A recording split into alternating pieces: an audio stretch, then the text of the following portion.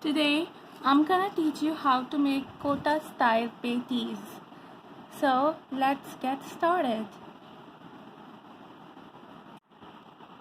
I just opened the patties, divided it into two parts, and now you have to add some onions on this.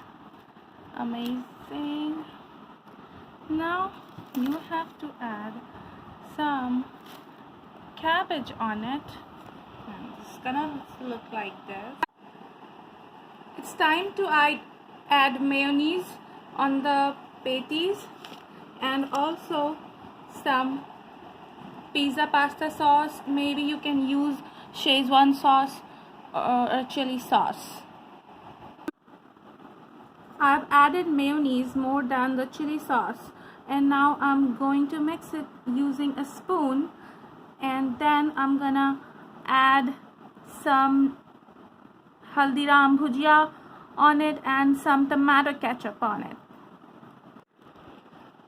I've added Bhujia on it and some tomato ketchup on it, so your patties is ready to be eaten. Thank you.